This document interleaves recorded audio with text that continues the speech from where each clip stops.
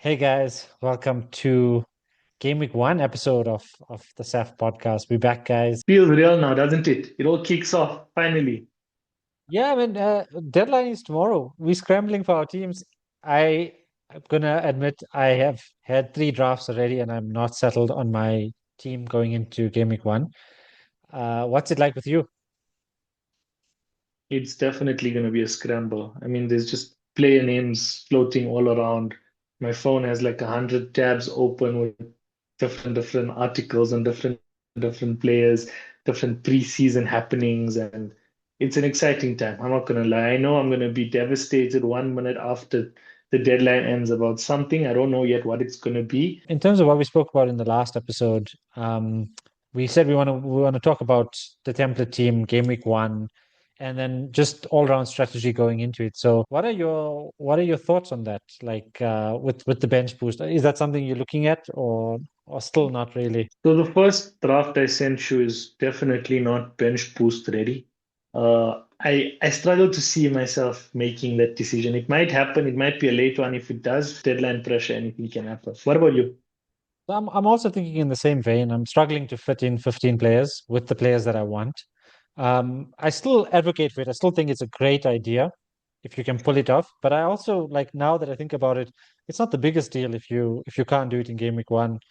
It gives by not doing it in game week 1, you have some time, let the thing settle. You can see the cheap players who are playing, and then look for that fixtures that benefits you all round. But since you've mentioned your team, like let's go through your team now. Your goalkeepers are Verbruggen and Kinski. I think two 4.5 keepers.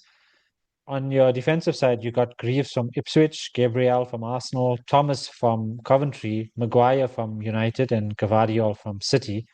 Then in the midfield, you got the new Arsenal left winger Solis, Pascal Gross, Bruno Fernandes, Soboslai, Sengara, and then so Sengara is from Forest, a 5.0 midfielder. And then your front line consists of Erling Haaland, João Pedro, and Beto from Everton. Beto was just a filler. I think before we even look at that, I was just feeling pretty confident about us going with two goalkeepers. The two 4.5 million goalkeepers is a strategy that sometimes works, sometimes doesn't work, but it's something that I always use.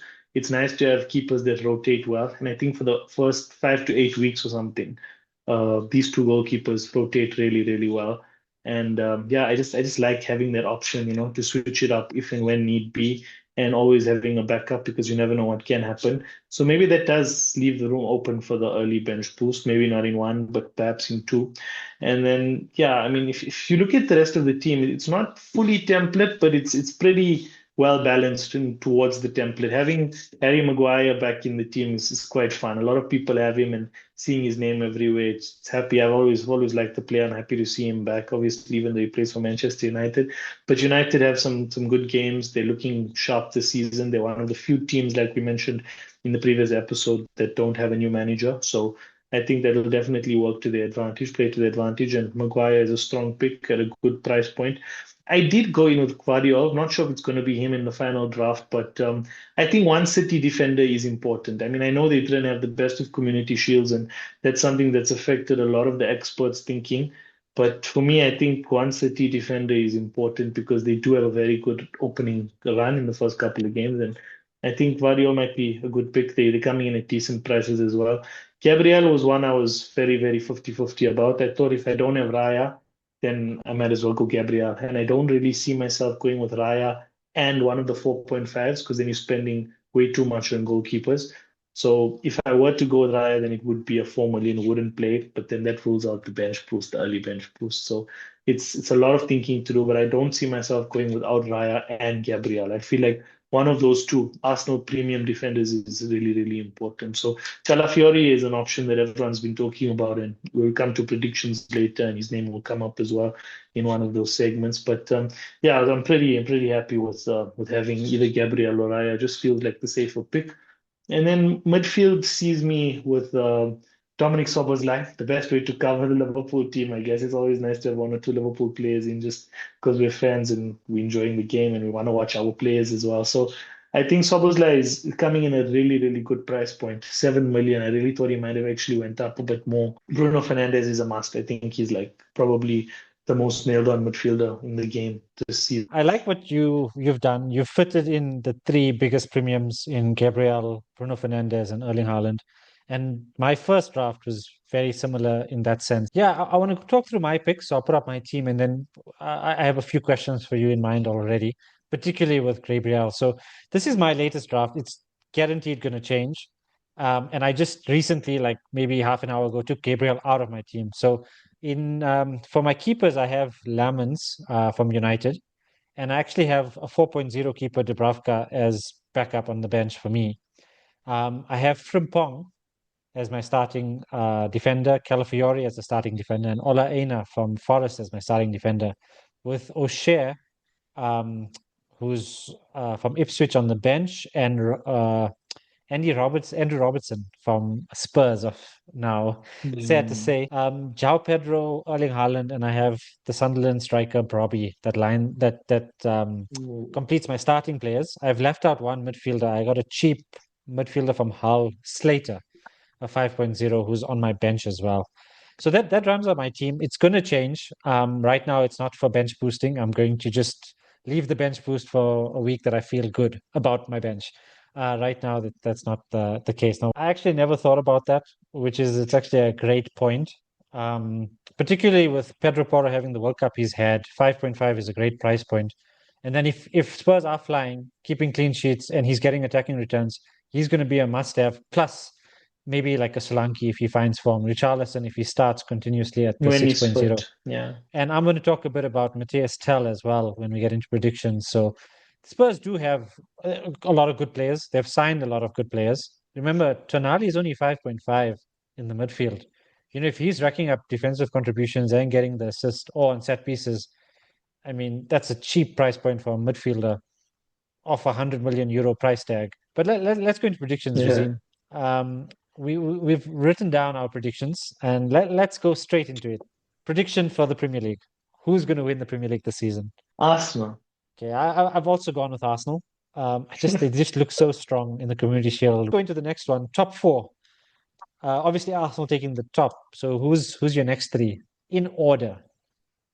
Why don't you read both of ours side by side just so we can compare them? So I'll go first for my order. So I've gone in second place, Manchester United. In third place, I've gone for Manchester City. And then in fourth place, I've got Liverpool FC. For your teams, you've gone top four Arsenal, second place Liverpool, third place Manchester United, and fourth place Manchester City. I couldn't say it in front of everybody, but I had to write it there because I want us to be in a title race, man. And I feel like United are going to be in a title race just because of I'm taking the fact that their managers are being carried over pretty seriously. And I have been mentioning this to everybody I've seen. Everyone has changed managers in their top six besides these two teams. And Arsenal and United are like there, but you're always gonna get that one surprise. And one of these teams are just gonna pretend like nothing happened and only grow from the fact that they've got a new manager. And I'm hoping that it's Liverpool and that Liverpool are making that into a three-way race as well. I'd love for us to do something special this season, but I can't look beyond Arsenal at the top. Would you be surprised at the end of the season if it was Xabi Alonso at Chelsea as that new manager that came in and just made magic and he was in a title race in the last few games of next season, of this coming season? How would you feel about that? Would you be I'm gonna surprised? Do you just think it's possible? I'm just gonna quote Mohamed Wasim on this. You can't win the Premier League with Sanchez as your goalkeeper. Just gonna quote Mohamed Wasim. Nothing to do with Alonso, but your relegated three. You went with Hull, Coventry, and Ipswich. You've done Fulham as relegation, Ipswich as relegation, Hull as relegated, and then I've had Coventry under Frank Lampard as staying up. So let's go into individual predictions. Start off with the biggest one: Player of the season. Bukayo Saka. I don't know why. His name just came to mind. Honestly, when I saw that child there, he just came to mind, and he's not in my team, so I was worried when thinking about it. But I don't know, man. He just looks special, man. Getting back to fitness towards the end of the season, coming at the World Cup, still not playing many minutes, but every time he came on, he made a difference. And I get you. I just went with Bruno Fernandes. I played it super safe. Now we're talking about now either underpriced or players that will rise in price in FPL in particular. So these are players that not necessarily are going to be like the best goalkeeper, but we feel like there's value there. Um, we've both gone with Kingski. Um, and on that note, I just want to say I've actually gone with Dubravka in my team because I feel like Kinski is the most likely 4.50 for 4.5 keeper to be dropped. Like I can see Kinski making two, three mistakes and then Dubravka coming in. Dubravka is more than adequate to be this first keeper, first choice, in my opinion. Yeah. Okay, that's So interesting. The reason I went with him yeah, is because he's so cheap. I feel like a Tottenham that's the goalkeeper at thing. that price. The thing is, Yeah. if he keeps three clean sheets in the first 5 game weeks, he's in everyone's team. Even if he's on the bench, he's going up in price. So I agree with you on that. Yeah. Defender, you've gone with Calafiori. Yeah, I think simply because Gabriel is so expensive Mm. and Calafiori is going to start. And I think everyone's going to want to go with him if they can't get Gabriel. And I feel like a lot of people will see him as a suitable and adequate replacement for Gabriel as Arsenal cover. And I just see his price going up like that automatically because Arsenal are so good at keeping clean sheets. Yeah. So I've actually gone with the Liverpool defender, that Jeremy Jacquet. I just think he's like such a Oh, tall, strong yes. defender. Great pick. He's coming at Great player. What a 5.0. player. He's coming at 5.0. If he can nail that starting spot and get defensive contributions and attacking returns, it's just a bargain for a Liverpool defender. Hopefully they can keep Mm, clean sheets. no, definitely. I Yeah. have him in the midfield spot. You've gone with the new Arsenal boy, Silos, and Just you've had to. also. Just had to. So I've gone with Spurs Matthias Tell as my midfielder. He's 6.0. If he nails that left winger spot. And forward, you've gone with João Pedro, and I really wanted to go João Pedro as well because he's just 7.5, and the way he's been in Too preseason, he's just cheap. been on fire. I went for Tiwe Awoni from the new boy they signed from Nottingham Forest. He's 5.5, big, strong, center forward. We've seen him score goals, so I've went with him.